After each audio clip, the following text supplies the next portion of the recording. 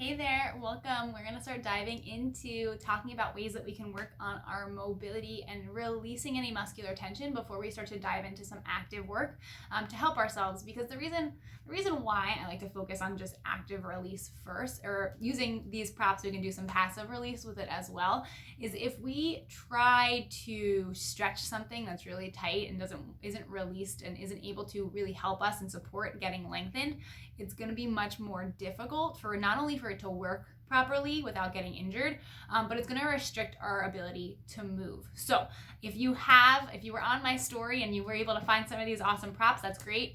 Some other things that you can have that you might have at home, if you have a roller, like a handheld roller, you could use that as well. Even a rolling pin, if that's okay.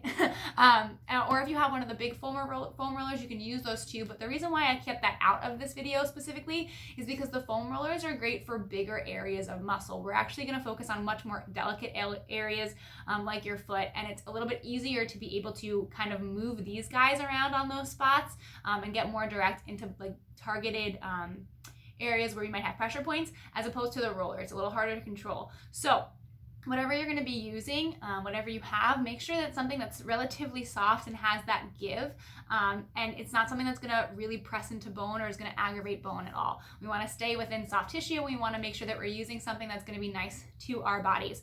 So I'm actually going to start my way standing. So we're focusing a lot on ankle mobility, but what we're going to be doing today is going to address how we can help release tension all throughout the lower body. So I'm going to start with my smallest little ball. This is actually a bouncy ball because I don't have access to any of my lacrosse balls right now, or any of my small trigger point balls. So we're going to be using, again, it's something that's soft, has a little give, and I know that I can adjust and mobilize it well on my foot.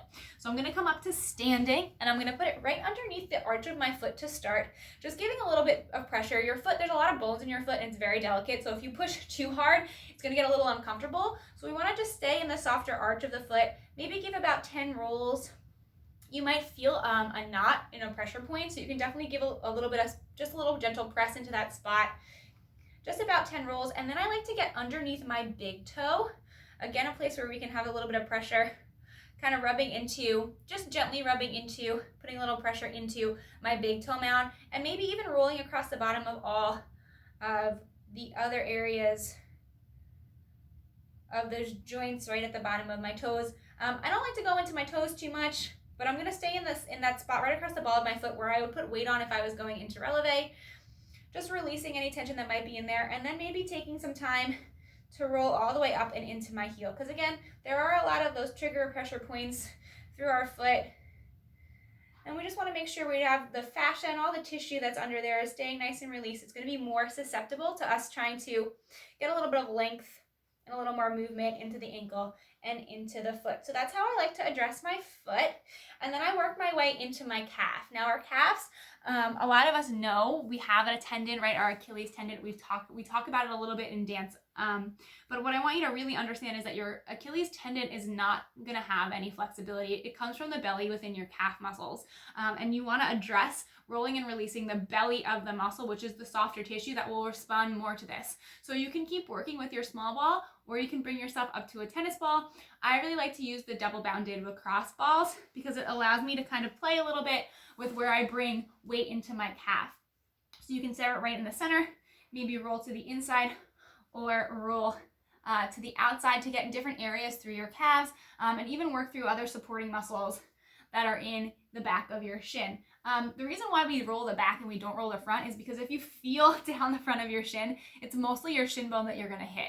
The muscle that supports around the bottom of your leg is going to be around the outsides and around the back. So I like to use the double bounded lacrosse ball because I can also rotate my leg out and get a little bit into the muscles on the outside of my shin as well. But again, I'm pressing into soft tissue here. If I was to roll into any bone, it would be very painful. You'd likely get a bruise, and your bones would not be happy. So you only want to stay rolling on the soft tissue, just trying to relax it. Another point here too is we want to stay away from our knee joint, right? Talking about bony places. When we get into our joints, we're not talking about soft tissue anymore. We're talking about ligaments and tendons that don't have the flexibility and don't like to be mobilized. It's the belly of the muscle that likes and needs that release. And the belly of the muscle is what's going to tell those tendons and those ligaments how tight they can be. So focusing on the belly of the muscle is going to be our intention here to get that release, which will kind of send it through the rest of the lower body. From here, after I work on my calf, about 10 rolls, I'm going to bring myself into my hamstrings.